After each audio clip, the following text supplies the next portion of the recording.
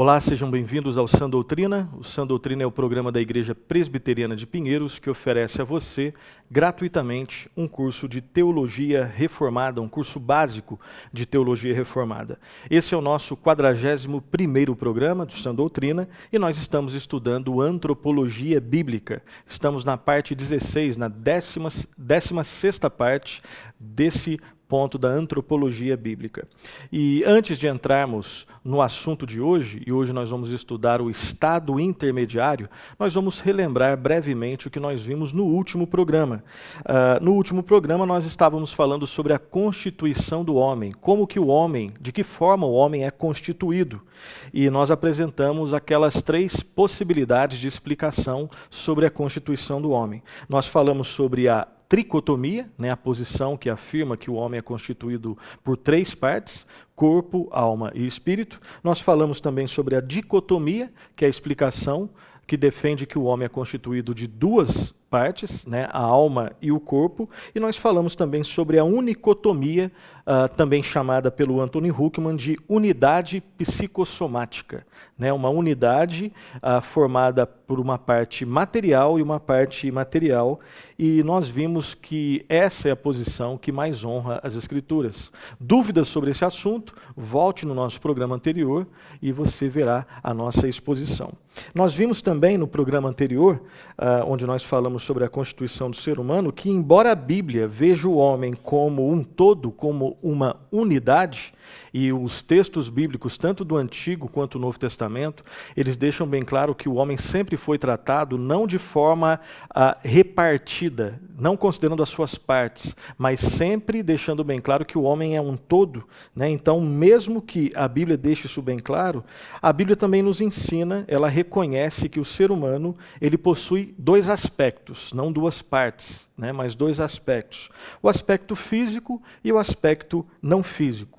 Um outro detalhe que nós vimos no programa anterior também é que, como há graves problemas, e aí nós explicamos no programa anterior, graves problemas nos termos tricotomia e dicotomia, o Anthony Huckman prefere definir o homem como, e aí repetindo, como uma unidade psicossomática, ou de um termo um pouquinho mais fácil, a unicotomia.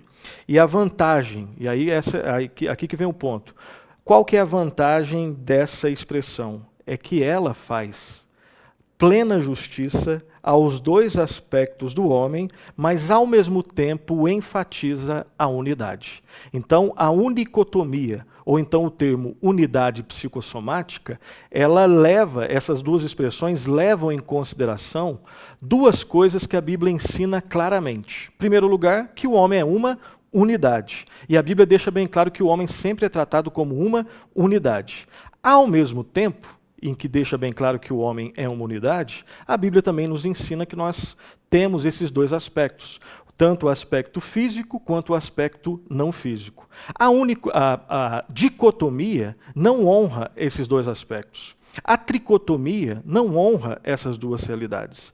A unicotomia, ou unidade psicossomática, ela leva em consideração o ensino todo das Escrituras, e é por isso, principalmente por essa razão, é que nós defendemos que o homem é uma unidade psicossomática. Vimos também que é assim que o homem foi criado, é assim que ele é agora, e é assim que o homem será depois da ressurreição do corpo. Sempre uma unidade, nunca dividido.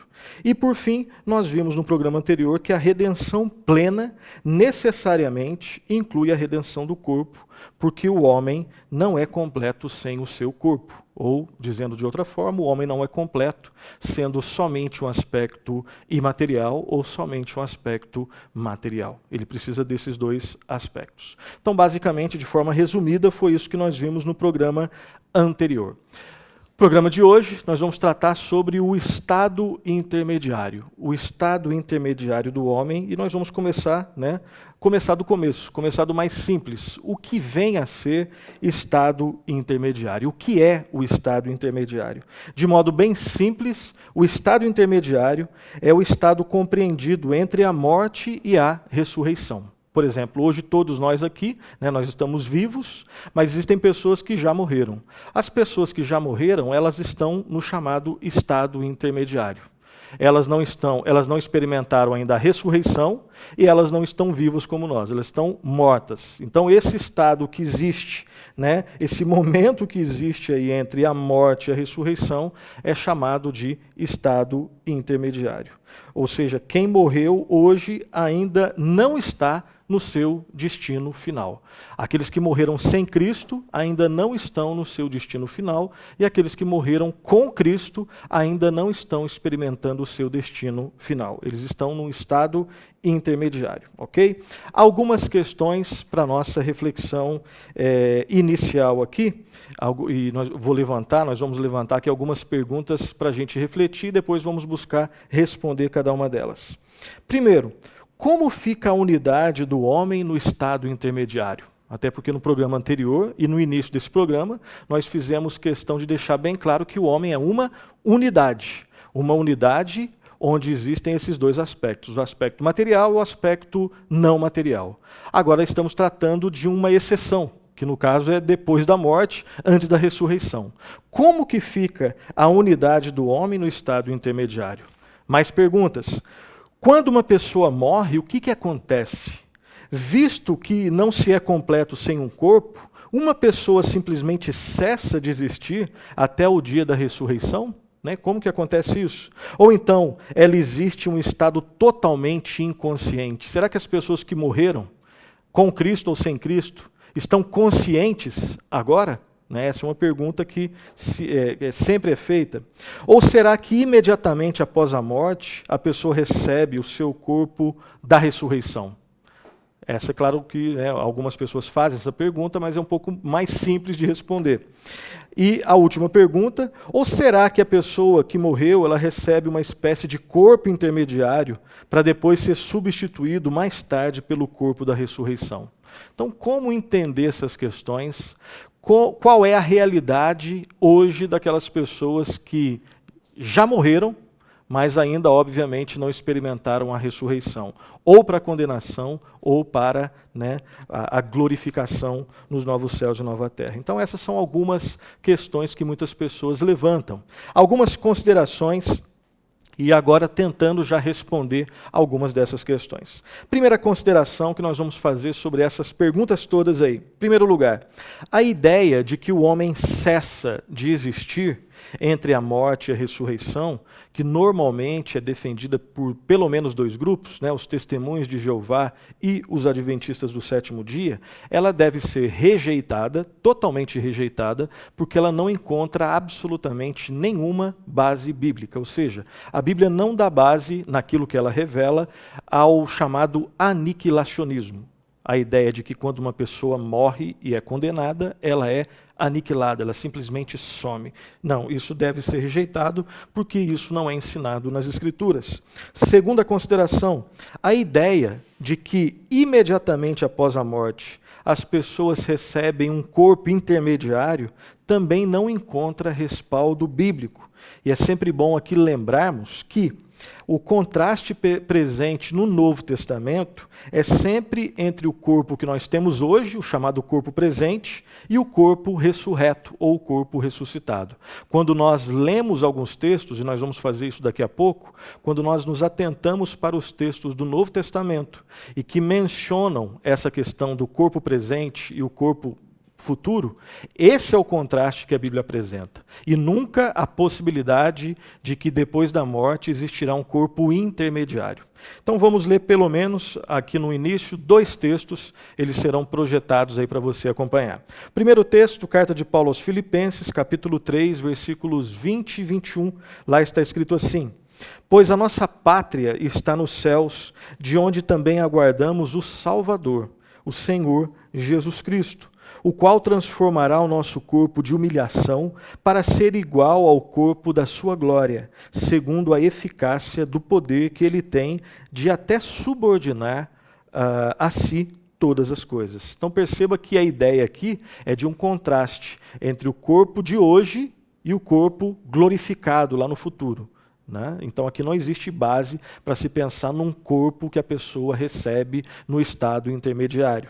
E mais um texto, primeira carta de Paulo aos Coríntios, capítulo 15, 42 a 44.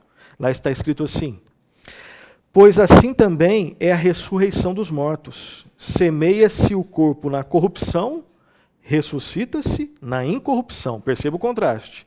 Semeia-se em desonra, ressuscita-se em glória. Semeia-se em fraqueza, ressuscita em poder. Semeia-se corpo natural, ressuscita corpo espiritual.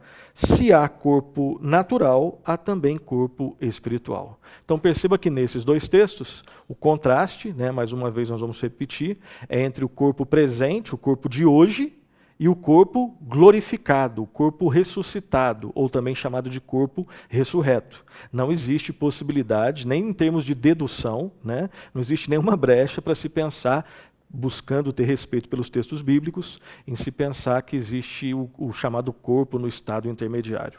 Não. E é por isso que nós não podemos aceitar essa ideia. Existe uma outra ideia que é bastante difundida também, que é a ideia do sono da alma, normalmente bastante defendida pelos adventistas.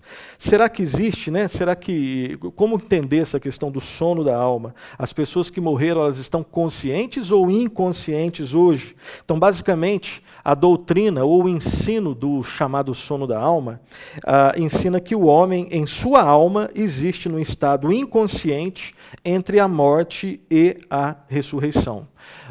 Um detalhe histórico aqui, João Calvino, quando ele escreveu sua primeira obra teológica, que, salvo engano, não está traduzida para o português, a obra chamada Psicopaniquia, ele escreveu essa obra, Psicopaniquia, justamente para defender a doutrina, de que não existe essa questão do sono da alma, e principalmente para combater os ensinos defendidos ali pelos anabatistas, ali no século XVI, e os anabatistas defendiam a doutrina do sono da alma. E mais recentemente, alguns autores, principalmente aqui como o Paul Althaus e o Oscar Cullmann, que é um pouco mais conhecido, defendem a doutrina do sono da alma. O que a Bíblia ensina sobre isso? Em primeiro lugar, o ensino central da Bíblia a respeito do futuro do homem não é a doutrina do sono da alma, é a doutrina bastante conhecida da ressurreição do corpo. Isso você pode ter certeza que as Escrituras ensinam. Mas o Novo Testamento indica que os crentes, entre a morte e a ressurreição, eles estarão em um estado de alegria provisória. E isso é incomparavelmente, usando as palavras de Paulo, do que o estado que as pessoas experimentam aqui. Nós vamos ler exatamente esse texto de Filipenses 1:23 daqui a pouco. Tá? Então, se é assim, ou seja, se o estado em que o cristão ele experimenta lá nos céus, obviamente, é muito melhor, é incomparavelmente melhor do que aqui, então a condição dos crentes durante o estado intermediário, ela não pode ser de forma nenhuma de não existência ou então de inconsciência. Olha só, então se Paulo afirma que se ele partir daqui, ele vai estar numa situação muito melhor, obviamente ele não está falando que ele vai deixar de existir, e muito menos que ele não vai ser consciente. Então, a expressão incomparavelmente melhor, ela pressupõe, obviamente, existência. É só uma pessoa que existe que pode falar que ela está numa situação incomparavelmente melhor, e é só uma pessoa que tem consciência da sua existência. Tanto é que ela adjetiva a sua existência como incomparavelmente melhor. Então, não existe base bíblica para o aniquilacionismo e muito menos para a questão da inconsciência no estado intermediário. Tá? Nós vamos ler três textos, três textos aqui, no qual nós nos baseamos para fazer as nossas afirmações. Primeiro texto, Filipenses, que eu havia anunciado, Filipenses 1:21 a 23, lá está escrito assim: porquanto, para mim, o viver é Cristo, e o morrer é lucro. Entretanto, se o viver na carne traz fruto para o meu trabalho, já não sei o que hei de escolher. Ora, de um e de outro lado estou constrangido, tendo o desejo de partir e estar com Cristo, o que é incomparavelmente melhor. Aqui sim o texto completo, Filipenses 1:21, 23, e de novo, a última vez que a gente vai tentar repetir isso daí.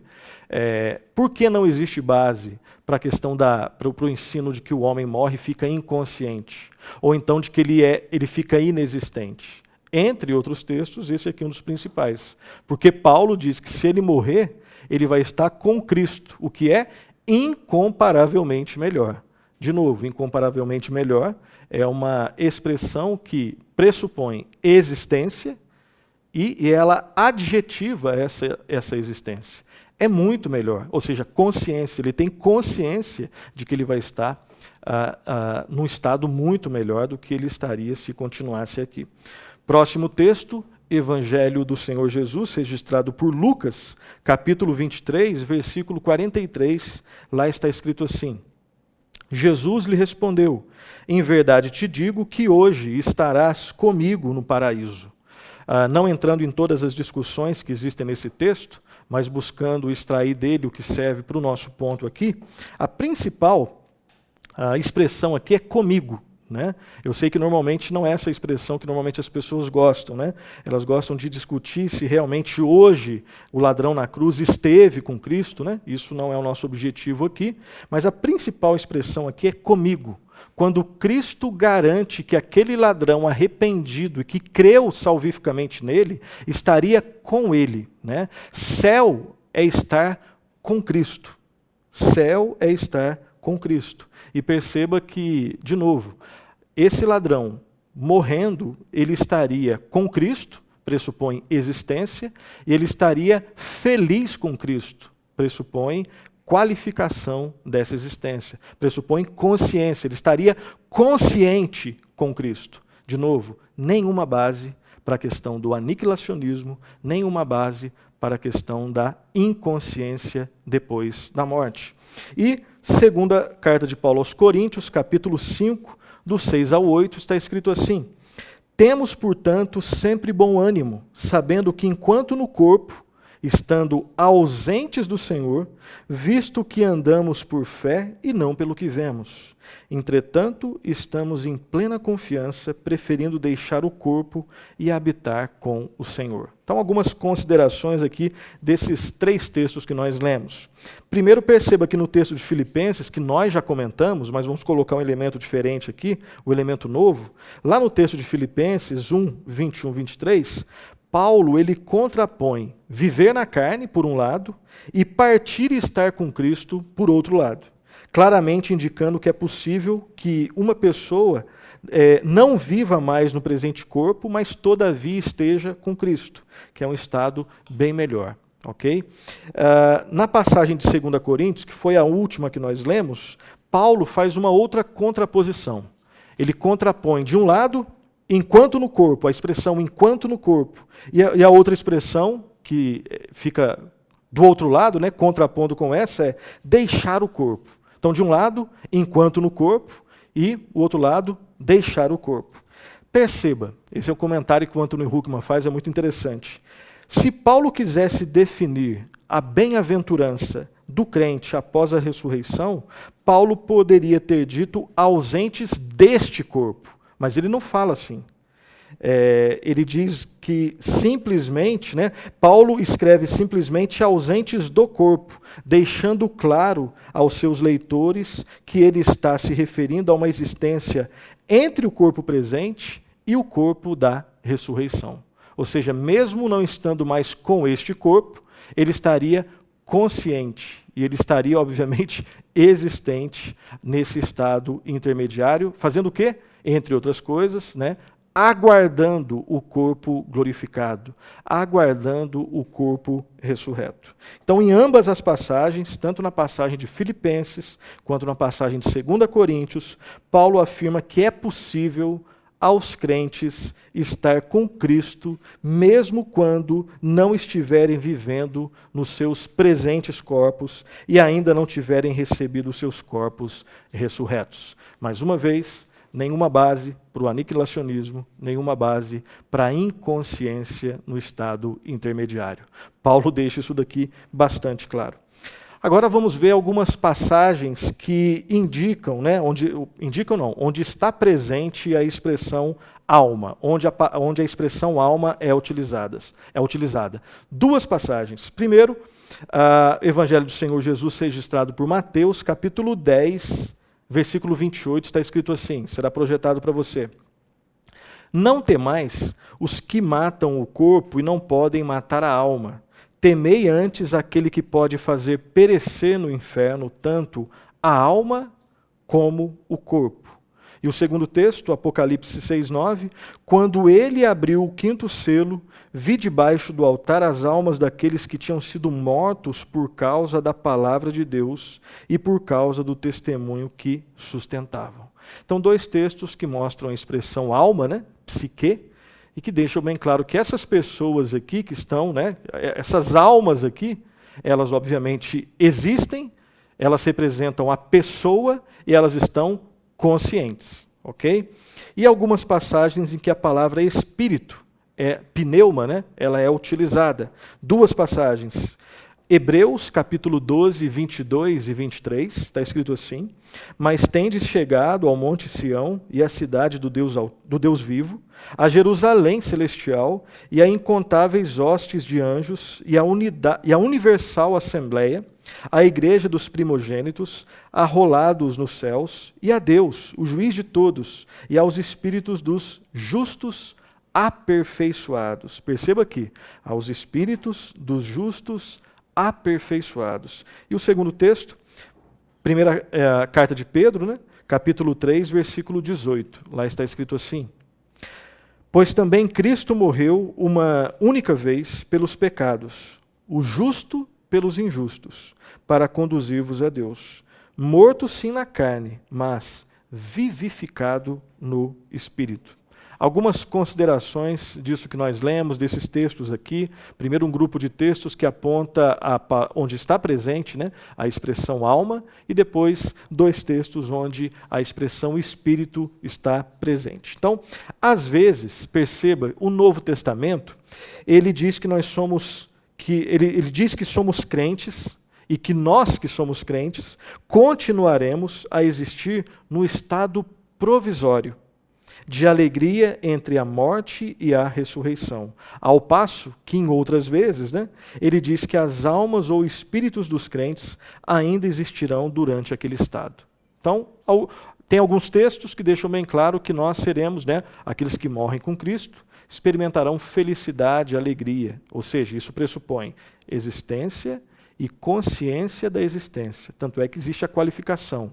As pessoas estarão no estado intermediário, com Cristo, elas estarão alegres, né? Elas estarão nos céus alegres. Só que às vezes você vê outros textos, né? E isso não tem contradição nenhuma, isso tem uma complementaridade, né? Isso você vê que às vezes alguns textos apontam a duas expressões, às vezes almas, às vezes espíritos, para deixar bem claro que os crentes estarão ali, né? Com essa parte imaterial, ou alma ou espírito, são utilizados de forma indistinta, né? Então elas se referem à mesma realidade. Qual realidade? A realidade da parte imaterial do ser humano. Uma segunda consideração que nós vamos fazer aqui é que a Bíblia não nos dá qualquer descrição antropológica da vida nesse estado intermediário. Ela aponta em alguns casos, mas as Escrituras não ensinam de forma pormenorizada sobre a constituição do ser humano, né? Por isso aqui que o Huckman coloca. Ela não dá uma descrição antropológica, ou seja, ela não descreve quem é o homem nos seus detalhes durante o estado intermediário.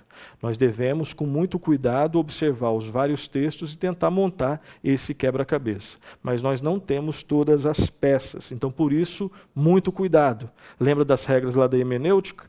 Vamos observar esses temas que têm uma certa obscuridade, fazendo uso de textos onde tem mais luzes. E a partir dos textos mais iluminados, nós jogamos luzes nos textos que aparentemente, ou que realmente são um pouco mais obscuros, né? Então a Bíblia ensina, mas ela não descreve sobre isso, ok? Uma outra consideração é que, embora o homem exista no estado de unidade psicossomática, ou seja, embora o homem seja uma unidade, né, uma unidade formada por esses dois aspectos, quais?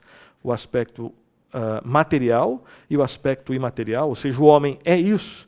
E aí o texto está deixando bem claro. Embora o homem seja isso, essa unidade psicossomática, preste atenção, tal unidade poderá ser e será temporariamente rompida no momento da morte.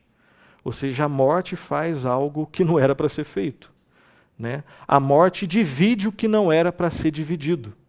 E aí nós temos, né, inclusive, aplicações, né, bem práticas, né? Quando nós testemunhamos a morte de alguém, entre outras coisas, por isso é que nós sofremos tanto, porque ela faz o que não era para ser feito.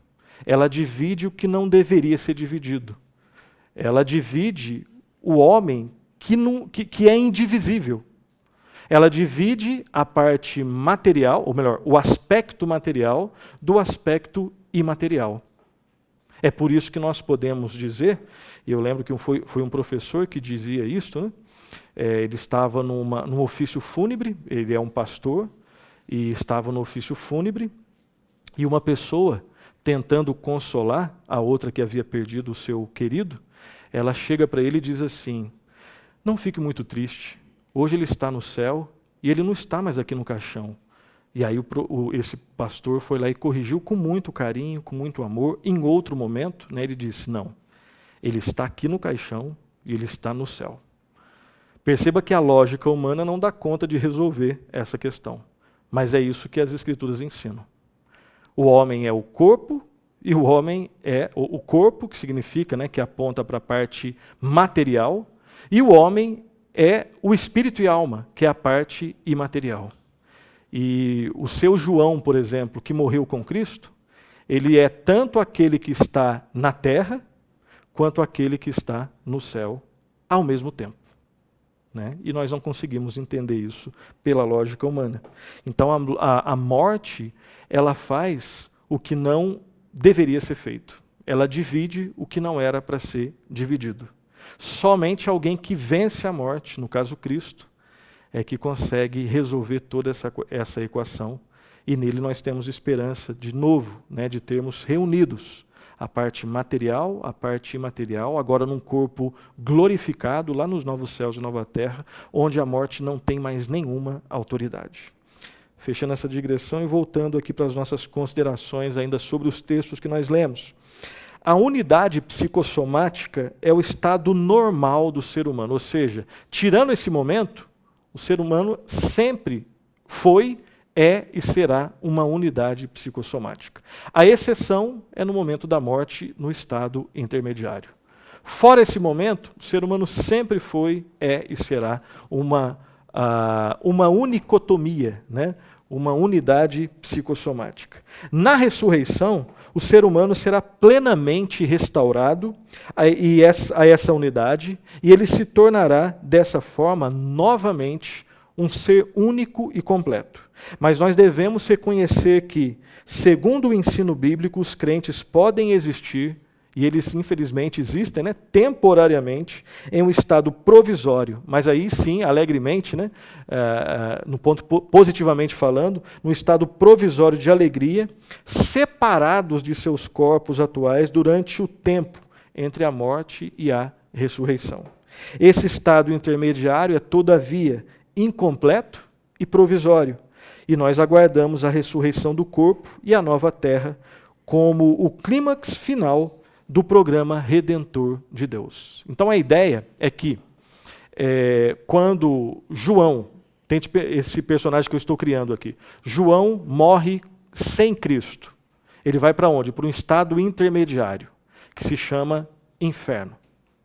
No inferno, João não está completamente em todos os seus aspectos ali, porque o seu corpo está na terra e a sua parte imaterial, alma e espírito, estão ali já sofrendo no inferno.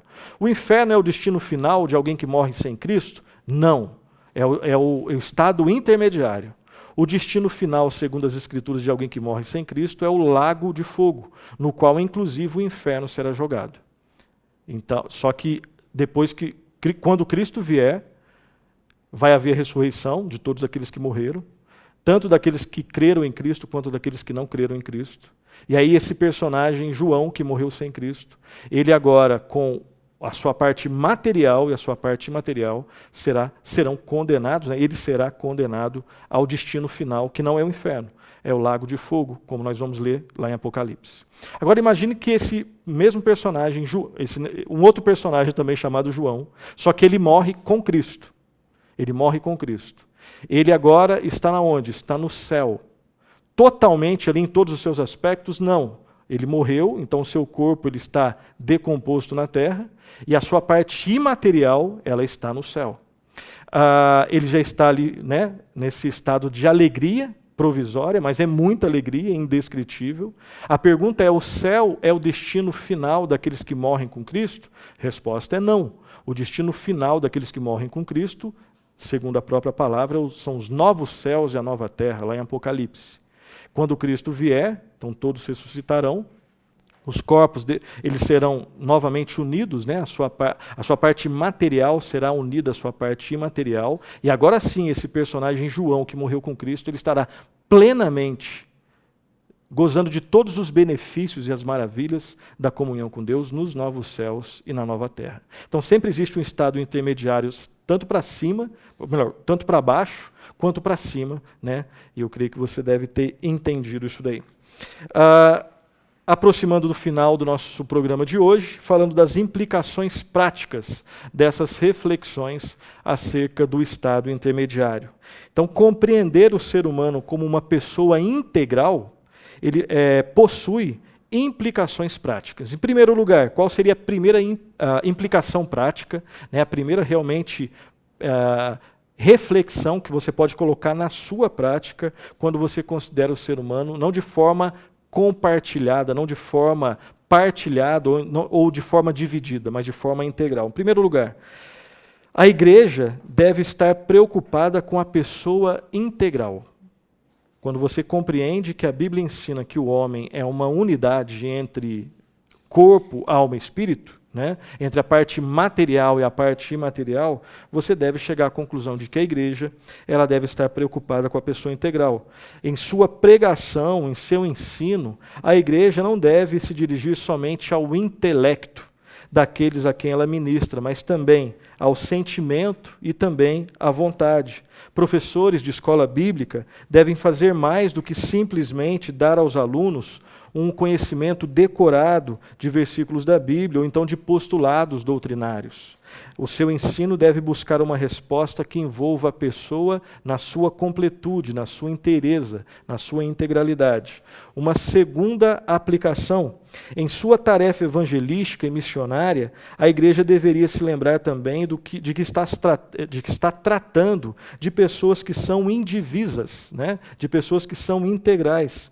Então, mantendo em mente o fato de que o homem é um ser unitário, ele é uma unidade, nós devemos evitar expressões como salvar almas, né? Não é só claro que quando as pessoas utilizam, né, esse termo ficou um pouco mais consagrado em tempos passados, mas às vezes pode dar a entender que você está preocupado somente com o aspecto espiritual e que esquece que o homem, ele é espírito, né? Ou seja, ele é espírito e alma, ele é uma parte imaterial, mas ele também é um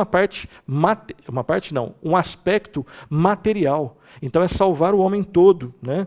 E então nós devemos levar em consideração que o homem é essa unidade. E a nossa abordagem não deve ser particularizada, mas ela deve ser uma abordagem missionária mais total, mais inclusiva e mais holística, como alguns dizem.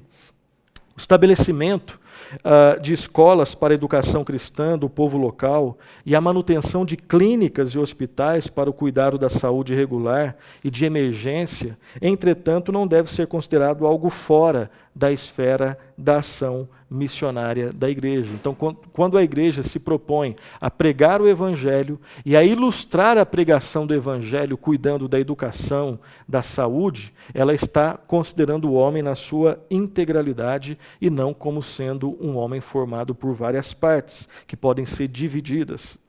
Terceira implicação da consideração do homem como um ser unitário, uma unidade.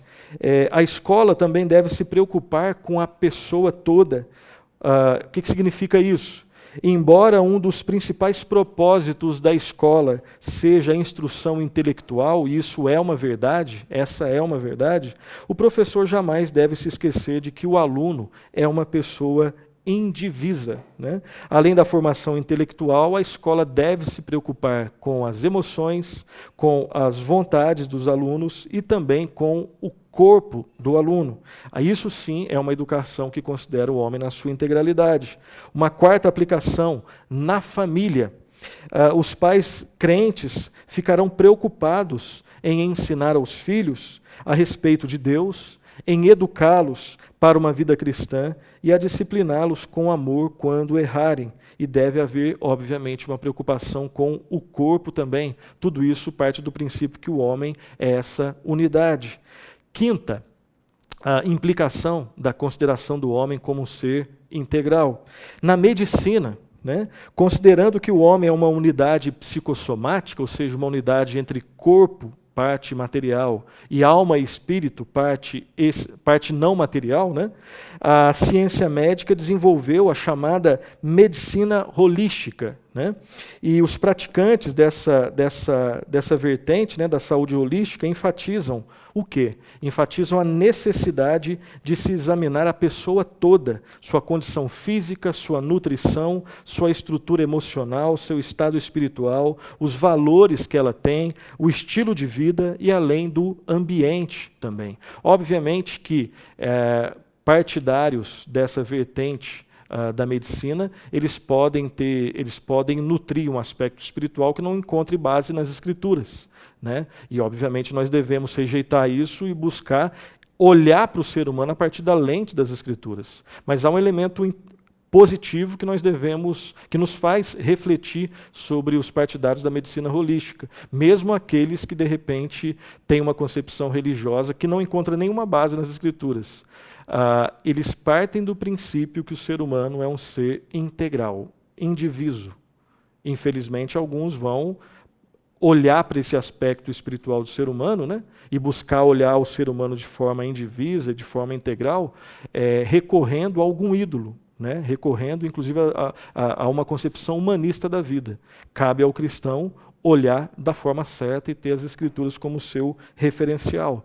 Um detalhe histórico aqui, uma informação: em 1975, o Dr. Jeremy Frank, ele disse aos formandos, né, ali da Faculdade de Medicina, abre aspas, que qualquer tratamento de uma doença que não ministre também ao espírito humano é completamente falho. Então ele parte do princípio dessa integralidade do ser humano. E qual que é a conclusão aqui? A conclusão é clara. A cura e a manutenção da saúde física envolvem a pessoa toda, ou seja, médicos, enfermeiros, pastores e pacientes devem sempre se lembrar disso. E por fim, a última implicação da consideração do homem como ser integral, né, e não particularizado. O conceito da pessoa indivisa, né, que não pode ser dividido, você pode notar aspectos diferentes, mas não pode ser dividido, ele tem implicações importantes para a chamada psicologia e para o aconselhamento.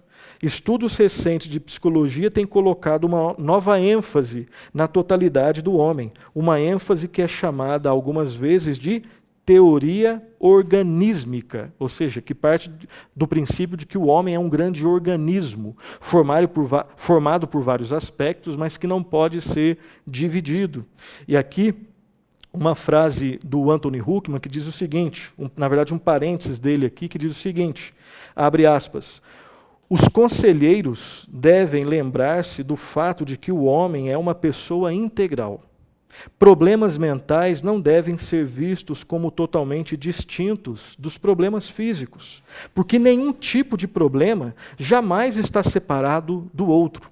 Uma vez que medicamentos antidepressivos podem curar certos tipos de depressão, um conselheiro sábio fará isso através desses meios. Pacientes com problemas graves, na verdade, podem ser curados mais eficazmente mediante o esforço conjunto de uma equipe. E aqui, nós podemos lembrar que essa equipe ela pode ser formada por um conselheiro bíblico, um médico, enfermeiro, nutricionista, além de outros profissionais de outras áreas das ciências humanas. Nós não devemos entender a saúde mental e espiritual como coisas totalmente separadas. A saúde espiritual é um aspecto indispensável à saúde mental. E os dois podem estar separados somente por uma base teórica. Nos seres humanos, a saúde espiritual e a mental estão inseparavelmente entrelaçadas. E, por fim, o conselheiro cristão, portanto, deve ver os problemas dos seus aconselhandos como problemas da pessoa toda, na sua inteireza e na sua integralidade. O conselheiro deveria não somente tratar com o aconselhando como uma pessoa integral, mas também buscar, pela graça de Deus, restaurá-lo ou restaurá-la ao todo, que é a marca de uma vida verdadeiramente saudável e também piedosa. Então essas são algumas dicas aí, algumas implicações de quando nós temos a atitude de considerar a pessoa na sua integralidade, a pessoa na sua inteireza, a pessoa indivisa. Assim nós terminamos o nosso programa de hoje, que falou, que buscou tratar sobre essa questão do estado intermediário e voltou a tratar sobre a questão da importância do homem na sua integralidade. Nós terminamos o programa aqui e o próximo programa nós vamos falar sobre a questão da liberdade e a questão do livre-arbítrio. Obrigado por nos acompanhar até aqui. Até a próxima. Bons estudos. Que Deus o abençoe.